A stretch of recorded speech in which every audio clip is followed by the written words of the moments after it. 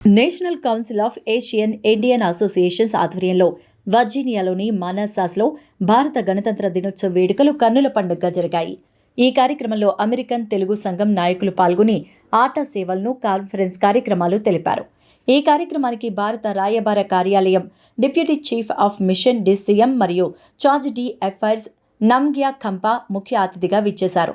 అలాగే senator mark Warner కార్యాలయం, కాంగ్రెస్ సభ్యులు సుహాస్ సుబ్రహ్మణ్యం కార్యాలయం, స్టేట్ సెనేటర్ కన్నన్ కార్యాలయ ప్రతినిధులతో పాటు డెలిగేట్ జెజె సింగ్ కూడా ఈ వేడుకల్లో పాలు పంచుకున్నారు. కమ్యూనిటీ నాయకులు బాబురావు ఆట అధ్యక్షులు జయంత్ చల్లాను సభకు పరిచయం చేశారు. ఈ సందర్భంగా జయంత్ చల్లా మాట్లాడుతూ అమెరికాలోని 15 లక్షల మంది తెలుగు వారితో పాటు ఇతర వర్గాలకు సేవలందిస్తున్న అత్యంత ప్రాచీన జాతీయ తెలుగు సంఘాల్లో ఆట ఒకటి అంటూ పేర్కొన్నారు. సంస్థ చేపడుతున్న పలు సామాజిక సాంస్కృతిక సేవా కార్యక్రమాలు వివరించారు.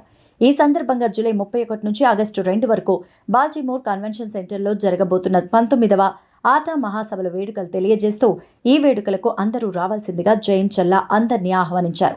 ఆట ప్రతినిధి బృందం రాయబారి నమ్గ్యా ఖంపాకు అధికార ఆహ్వాన పత్రాన్ని అందచేయగా ఆమె సానుకూలంగా స్పందించడం విశేషం.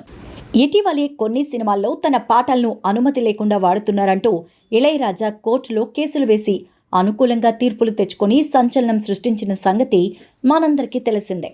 ఇప్పుడు అదే ఇళయరాజాకు ఆయన పాటల విషయంలో ఆయనకు వ్యతిరేకంగా ఢిల్లీ హైకోర్టు తీర్పు ఇవ్వడం ఆయనకు పెద్ద షాక్ అనే చెప్పాలి.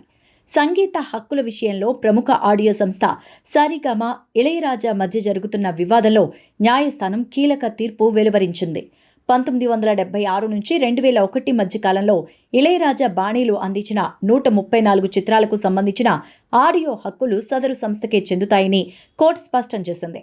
నాటి చిత్ర నిర్మాతలు ఈ హక్కులను శాశ్వత ప్రాతిపదికన సరిగమకు విక్రయించిన నేపథ్యంలో ఇప్పుడు వాటిపై ఇళయరాజాకు ఎలాంటి యాజమాన్య హక్కులు ఉండబోవని జస్టిస్ తుషార్ రావు గడేలా వెల్లడించారు. అందువల్ల ఆ సంస్థకు చెందిన పాటలు ఉపయోగించకూడదని కోర్టు తాత్కాలిక ఆదేశాలు జారీ చేసింది. ఫిబ్రవరి 13న న్యాయమూర్తి తుషార్ రావు గడేలా ఈ ఉత్తర్వులు వెలువరించారు. ఈ సినిమా పాటలను ఇటీవలే ఇళయరాజా తన పేరుతో అమెజాన్ మ్యూజిక్, ఐట్యూన్స్, జియో7 వంటి డిజిటల్ ప్లాట్ఫామ్స్లో అప్లోడ్ చేసి ఇతరులకు లైసెన్స్ ఇస్తున్నారని సరిగమ కోర్టును ఆశ్రయించారు. దీంతో న్యాయస్థానం కీలక తీర్పు వెలువరించింది. 1976 నుంచి 2001 మధ్యకాలంలో ఇళయరాజా బాణీలు అందించిన 134 చిత్రాలకు సంబంధించిన ఆడియో హక్కులు సదరు సంస్థకే చెందుతాయంటూ కోర్టు తీర్పు ఇచ్చింది. ఇక కాపీరైట్ చట్టం 1957 ప్రకారం సాధారణంగా సినిమా నిర్మాతకే మొదటి హక్కు ఉంటుందని కూడా కోర్టు గుర్తు చేసింది. ఈ అంశాన్ని పరిశీలించిన తర్వాత ఈ దశలో సరిగమ హక్కులను కాపాడాల్సిన అవసరం ఉందంటూ న్యాయమూర్తి పేర్కొన్నారు. ఈ విషయంపై ఇళయరాజా తరపున అధికారిక స్పందన రావాల్సిందే. ఈ కాపీరైట్ పోరాటం ఇక ముందు ఎలాంటి మలుపు తిరుగుతుందో వేచి చూడాలి. సౌందర్య రజనీకాంత్ నిర్మించిన విత్ లవ్ సినిమా ఫిబ్రవరి 6న తమిళంలో తెలుగు రిలీజ్ అయింది. చిన్న బడ్జెట్ సినిమాగా ఉండి ప్రపంచవ్యాప్తంగా రిలీజ్ అయిన ఈ సినిమాకు ప్రేక్షకులు బ్రహ్మరథం పట్టారు. ఇప్పటి వరకు దాదాపుగా 25 కోట్లకు పైగా వసూలు చేసి మంచి విజయాన్ని సాధించింది. నూతన దర్శకుడు మదన్ దర్శకత్వం వహించిన ఈ చిత్రంలో టూరిస్ట్ ఫ్యామిలీ డైరెక్టర్ అభిషత్ జీవింత్, ఛాంపియన్ హీరోయిన్ అనీశ్వర రాజన్ ప్రధాన పాత్రలు పోషించారు.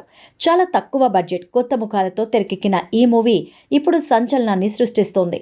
ఈ సినిమాకు తమిళనాడులో 18 కోట్లు, తెలుగు రాష్ట్రాల్లో 2.5 కోట్లు, ఓవర్సీస్లో 3 కోట్ల కంటే ఎక్కువ వసూళ్లయ్యాయి. ప్రస్తుతం బిగ్ సినిమా పోటీ లేని కారణంగా ఈ సినిమా వచ్చే కొన్ని రోజులు బాక్సాఫీస్ వద్ద మంచిగా రన్ అయ్యే అవకాశం ఉందని భావిస్తున్నారు. అభిషత్ జీవింత్, అనీశ్వర రాజన్ హీరోయిన్స్గా నటించిన ఈ రొమాంటిక్ డ్రామా ఆకట్టుకునే కథనం, లీడ్ హీరోల పర్ఫార్మెన్స్తో కమర్షియల్ హిట్గా నిలిచింది. ఈ చిత్రాన్ని సౌందర్య రజనీకాంత్తో కలిసి ఎంఆర్పి ఎంటర్టైన్మెంట్ బ్యానర్పై నజరత్ పసిలియన్, మహేష్ రాజ్ పసిలియన్లు సంయుక్తంగా నిర్మించారు.